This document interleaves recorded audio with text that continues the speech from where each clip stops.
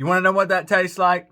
It tastes like victory. The Miami Hurricanes get a big win over FAMU, 56-9. That's right, the Canes cover the spread. They were favored by, I believe, 44.5, so they win by 47. And I was pretty close, man. Hey, I'm going to give myself a little bit of credit, all right? I didn't hit the nail on the head, but I was off by a combined 6 points. I had 52-7. It was 56-9. What a glorious week 2 in the world of college football. Am I right, Canes fans? We're undefeated. We're 2-0, and not a lot of other teams can say that. Especially some of the teams that are on our schedule coming up here. Georgia Tech lost to Syracuse. They made a late push, couldn't make it happen. Notre Dame lost to Northern Illinois. When I last checked, Oregon was playing a close game with Boise State. I thought for a moment USF might have Alabama, but Alabama took over late in the game. But anyways, we're not here to talk about that, right? We're here to talk about this, the Miami Hurricanes, the orange out at Hard Rock Stadium. What a beautiful sight. First drive of the game, FAMU comes out on a 3rd and 9, and linebacker Wesley Besant picks off Daniel Richardson. I can't think of a better way to start the game. It was so hype. Everybody was going crazy. And Derek Nicholson, the linebackers coach, has praised Wesley Besant all offseason. He said, you fans, you better watch out for that guy. You better be ready for the performance, what you're going to see out of Besant. And man, he's been playing really hard. Some young Miami Hurricanes got to play. JoJo Trader got his first catch as a Miami Hurricane. What else did we have? Jordan Lyle, the young freshman running back, got his first touchdown as a Miami Hurricane. Making memories, some big-time things happening for the young Miami Hurricanes. And we were hoping that's what was going to happen against FAMU, right? I mean, this is a team that, no disrespect to FAMU. I said it all week. People said, Coop, hey, don't play around with FAMU. Like, Coop, chill. This team, look, I get it. This doesn't derail their season at all. They have big things coming. They just can't compete with the Canes. It's understandable, right? When you have a man literally out there playing Superman, Cam Ward with his first rushing touchdown with the little Superman hurdling over guys. Cam, listen, I hold my breath every time you take off and run with the ball there. Now, we know that's part of his game. People were in my stream and they say, Coop, let him do his thing. That's what he does. He extends plays. He runs the ball. I know, but it scares me because I know one of the only things potentially that could really screw up this season is injuries. And every team's got to deal with that. I get it, but Cam, man, first rushing touchdown. That was crazy to see. What else good happened in this game? We got to see running back Chris Johnson with a big-time kick return. These teams are going to learn, man. I hope they don't. Actually, as a matter of fact, I hope they don't. But they're going to learn. You don't kick it to Chris Johnson. I'm telling you. And, man, Ray's working hard out there with some of those returns as well, with the punts and with kickoff stuff. Like, I see you, Ray. I see you. It's only a matter of time before you break one off and you take it to the house. But what a performance from Cam Ward. I mean, we're talking 689 total yards so far in 2 games, 6 touchdowns, and only 1 interception.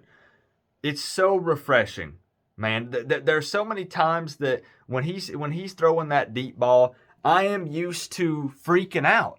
I'm used to thinking that it's going to be an interception on the other side there once the camera pans over, right? But I feel much more confident when Cam Ward is out there tossing the ball around. It's just such a nice feeling.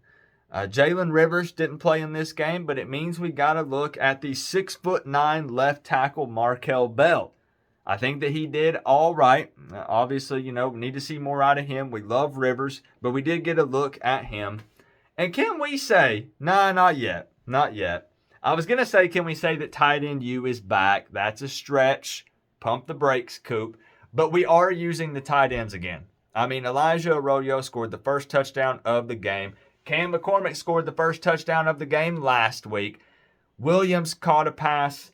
Look, we already have more receptions by the tight ends in 2 games than we had for the entire 2023 season.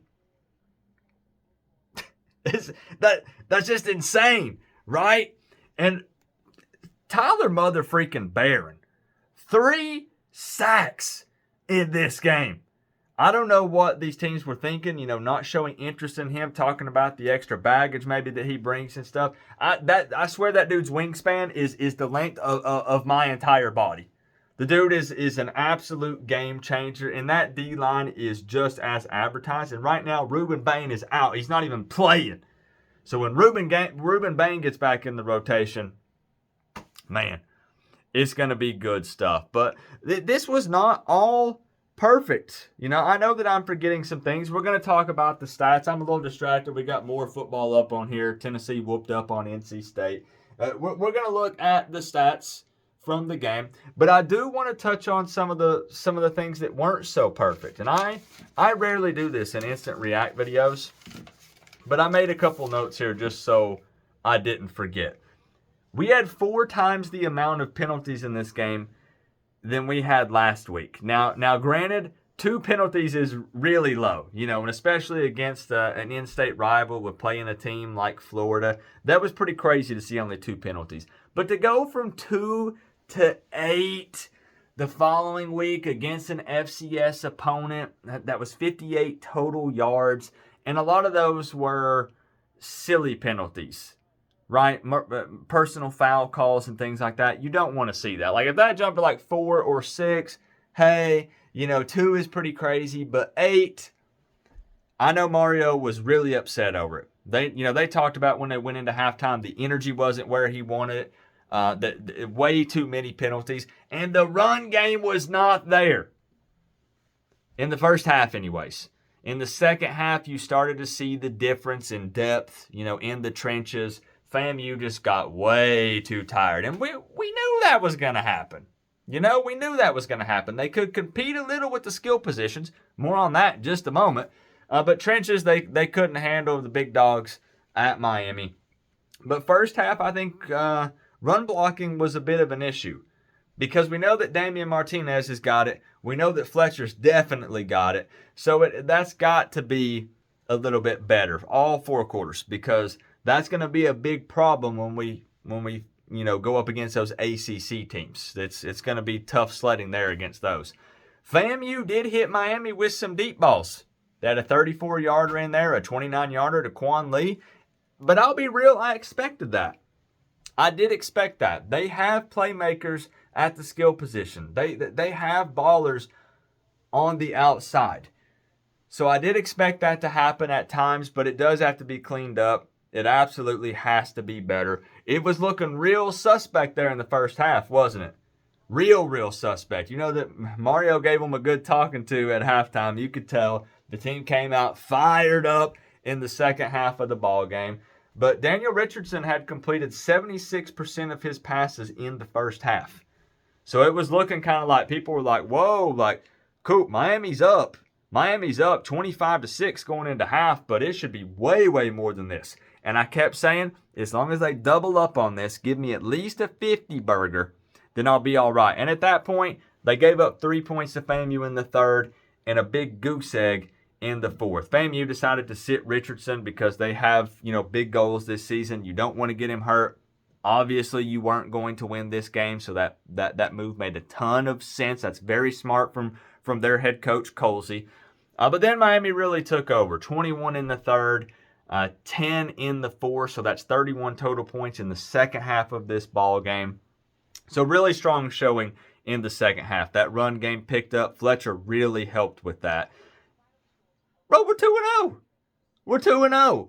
We are undefeated right now going into a Ball State game, another game at Hard Rock Stadium. We're feeling good, and we should. And I'll say exactly what I said last week.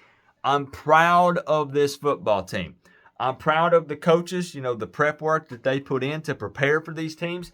They're putting the players in the best position to shine and to win these football games. And we're going to talk stats. Our guy Xavier Restrepo had his second game with over 100 yards. If you think that he's not going to reach 1,000 yards this season, Well, I don't know what you're thinking because he absolutely is going to. Miami 8 of 12 on third downs. I'm not complaining. That's not bad. That's great. Honestly, that's great. I'll take that every single game. We did have the little scenario where we tried to go forward on fourth a couple times. Didn't convert either one of them. There was the weird one where we had the penalty, and it is what it is. I liked Mario testing the team. I think that's why we went for it early on that fourth down when we had one early in the game. It was like 4th and 4, 4th and 3. I don't remember the details. But imagine later on in the schedule, that's a potential game-winning drive or a game-tying drive late in the game. You want to test your team here against these FCS opponents, right? And see if they can make it happen. And unfortunately, we did not. But 549 total yards of offense in this game. 324 of that was passing. 225 was rushing. Again, going into halftime, don't quote me on this stat, but I think we might have had under 50 rushing yards. No, I don't know. It was not a lot. It was not a lot, but that's 5.9 yards per carry. I'll take it. We won the time of possession battle, so that's always nice to see.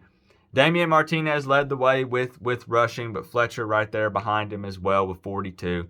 Restrepo 104 yards. Here's what I want you to see. This is what it was. This is what it was like last week, right?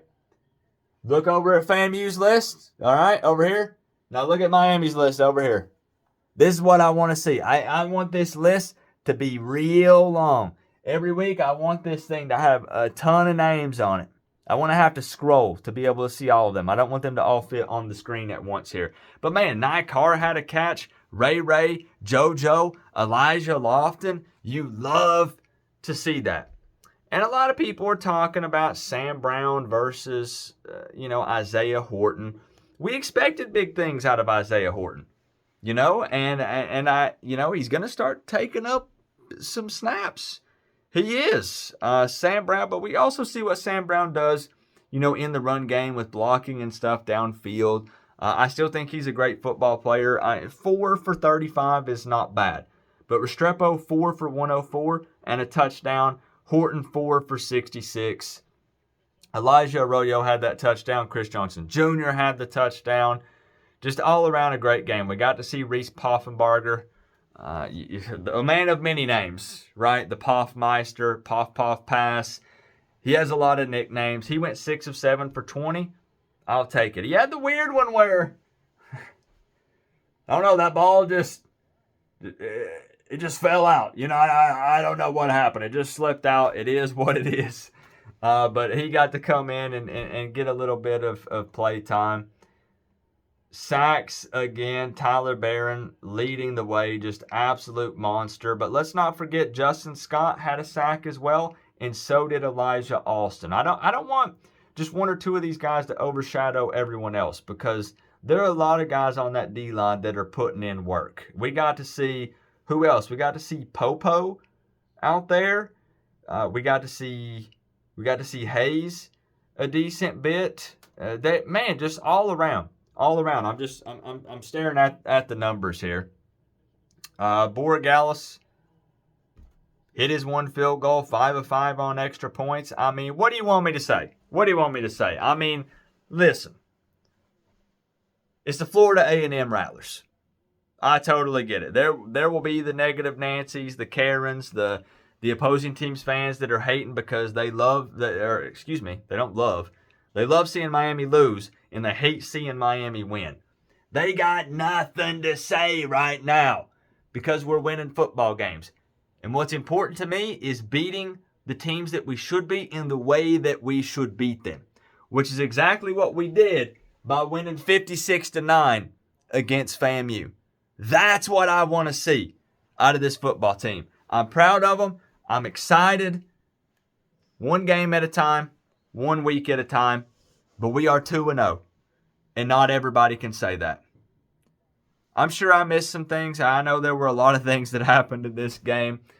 Fill me in. Let me know your thoughts and reactions. It's always just a quick, instant reaction. Look, I film it from my phone. I know it's a little grainy. It's dark in here.